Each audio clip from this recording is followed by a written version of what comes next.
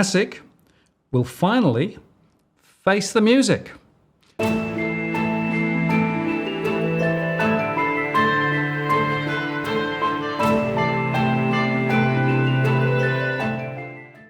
Martin North, John Adams, in the interest of the people. Well, hello, John. Back in the studio again. This week has been a jam-packed week.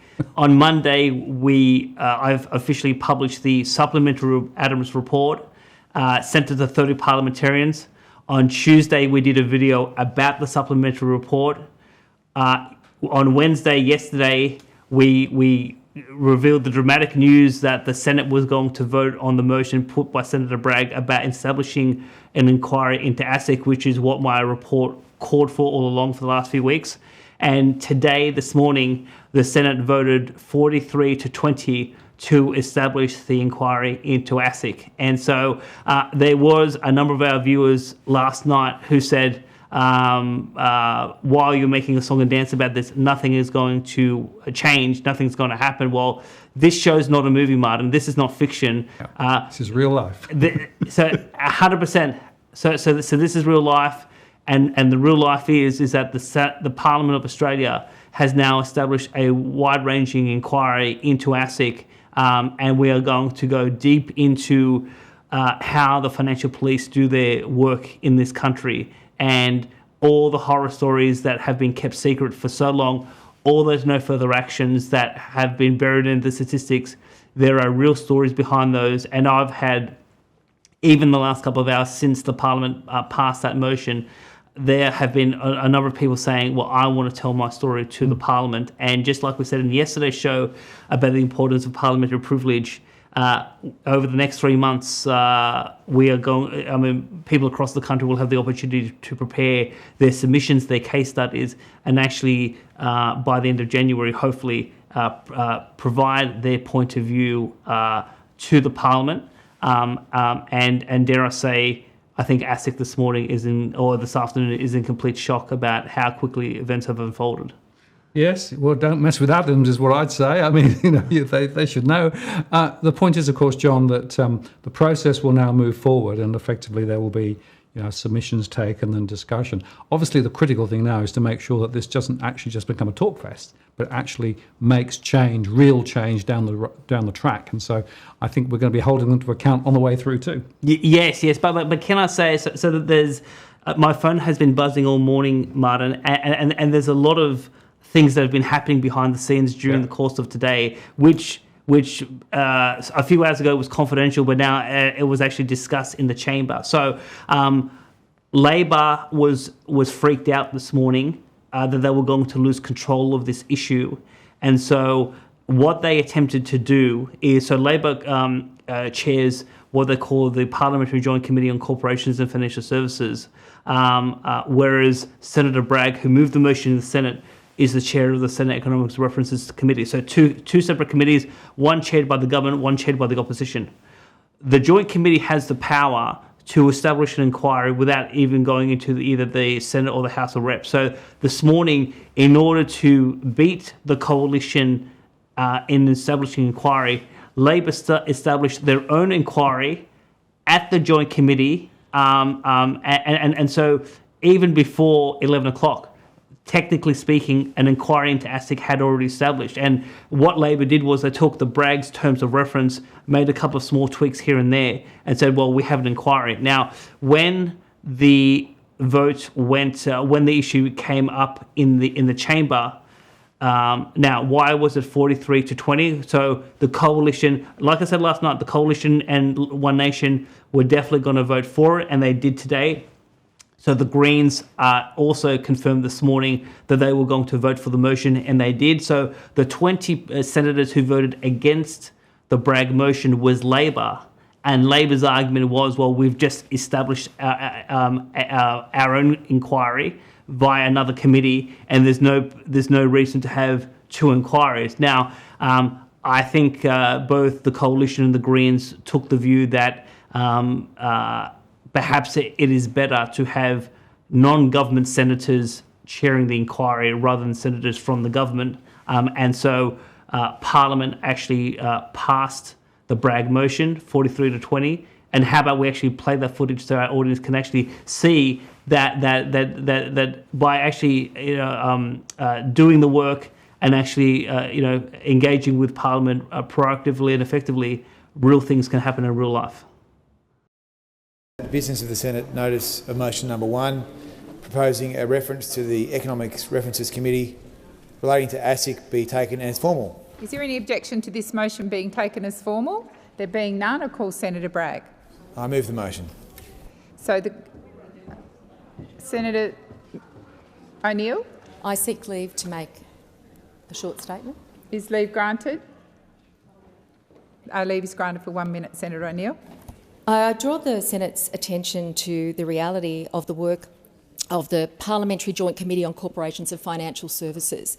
It is the statutory responsibility of that committee to inquire into the effectiveness of ASIC's enforcement measures and to make sure that we do our proper judicious work in supervising that entity.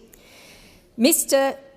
Senator Bragg and Senator McKim are both members of that committee, and it's within that committee this morning that we adopted the terms of reference that are here on the notice paper before the senators, with the addition of one further item, the effectiveness of ASIC's enforcement measures in protecting vulnerable Australians.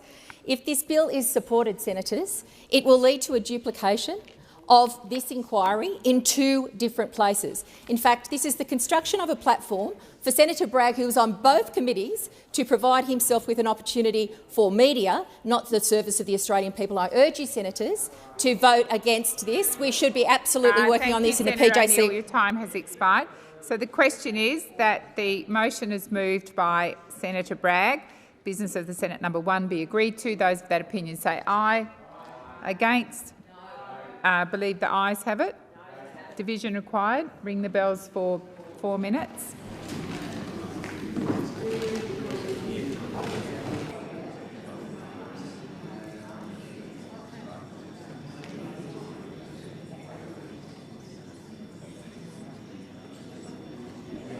Order. Lock the doors. So the question is, business of the Senate number 1, standing in the name of Senator Bragg, be agreed to. The ayes shall move to the right of the chair, the noes to the left. I appoint Senator Askew as teller for the ayes and Senator Urquhart as teller for the noes.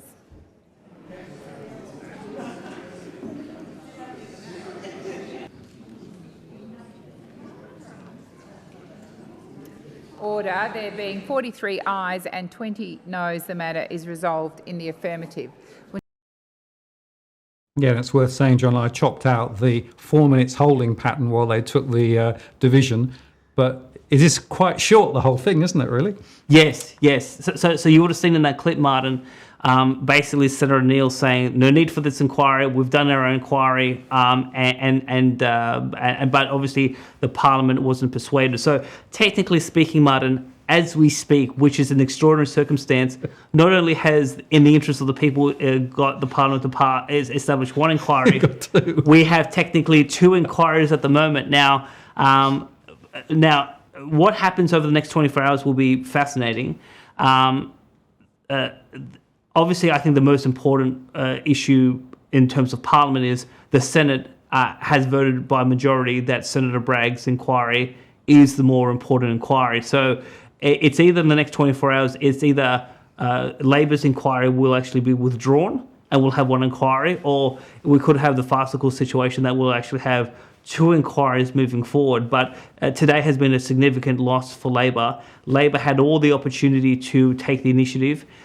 One thing I will reveal is that I did receive correspondence about a week and a half ago from, 2 weeks ago from Labor, indicating that they did not support an independent inquiry. They wanted to use the normal oversight processes of the Parliament. And I wrote back to Labor last week and I said I disagreed with that assessment, and because a standard process wouldn't allow the public to put their stories to the Parliament, so that Parliament could independently adjudicate, ASIC's decisions versus what these real stories are all about. So Labor, for the record, Labor didn't want this inquiry that has been voted by the Senate.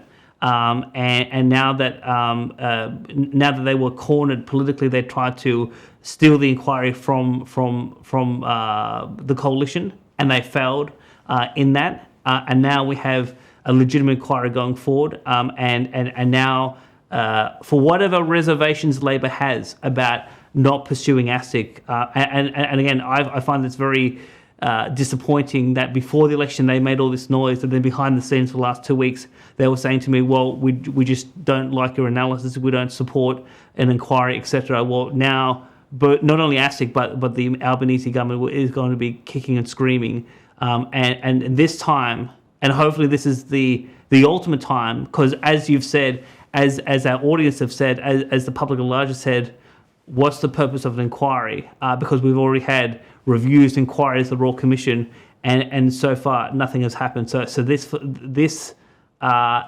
is the opportunity now to get real reform and real change. And I think now that we have a changing of the guard in terms of the government since the May election, we have a real opportunity to not only expose ASIC's failings, but then to put the acid on the Albanese government and said, well, the Morrison government refused to do anything about it, and as a result, they were thrown out of power. What are you going to do? Because if you copy Morrison, well, you may be a one-term government. Absolutely. Well, it's a critical thing, as we've said all the way through. This is a really important issue, right? And now, of course, the announcement of the inquiry is percolated into the newspapers, and you're now quoted in the press as well, John.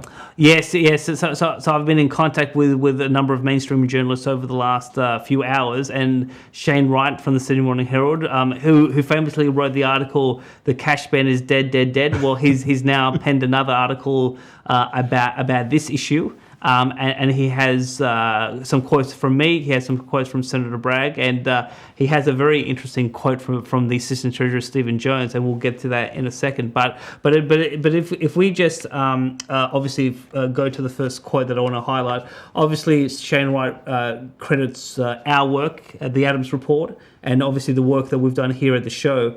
And here's the quote: "It was prompted, as in the inquiry, in part by a report by economist John Adams that examined a decade's worth of ASIC annual reports with a particular focus on its treatment of allegations of corporate misbehaviour from whistleblowers." So obviously, if anyone says in the history books, why did this inquiry come about, it's not because of the establishment per se. It is because concerned citizens out of Wollongong said, enough is enough. We want to do something about it, and obviously, the right type of politicians were able to respond to, again, not simplistic analysis like Mr. Day said, but using their own numbers, using some simple math and saying your performance is getting worse. You guys are being paid $500,000 plus, and you can't explain why you can't actually put the crooks away. Well, it's time to actually put these people under tough cross-examination and actually get some real answers rather than the charade that we saw on the 11th of October before the House of Representatives. Yeah, and it's just underscoring, John, isn't it, that the normal review processes of ASIC before Parliament just were totally ineffective. Precisely, and for a couple of reasons. One is you don't get to hear from the public. Senators and members of the House, when the members of the House get to ask questions, only have a short amount of time, 5-10 minutes per person. That is not enough to really get deep into these issues. And the other thing is, some of these senior officials at ASIC have pre-scripted excuses which they use in all sorts of forums to deflect from their own attention. Well, I saw that when I met with them on the 8th of September. I've seen some of these tactics being used in Parliament, and I'll be forthright on this show, but also in the halls of power. And I'm saying, if you start to see these BS excuses from ASIC officials, it's just not going to wash anymore. No, exactly right. There is a real critical issue here. It's a core issue. And we've got a chance now to explore it properly, which is great. But it's interesting because Shane did actually highlight a few interesting dimensions to this as in his article as well, didn't he? Yes, indeed. So the next thing, obviously, I just want to quote, and I will quote Senator, praise Senator Bragg. Yep. He has moved extremely quickly, much faster than what parliamentarians usually move at. He was instrumental in actually, getting the Parliament to focus on this. And he provided the Sydney Morning Herald with a quote, and it says, quote, "It is time for a much closer look at ASIC's law enforcement record and capability. ASIC must get better at its one job of law enforcement, or the integrity of our financial system is at risk. By establishing this new inquiry, the Senate is supporting consumers and small business.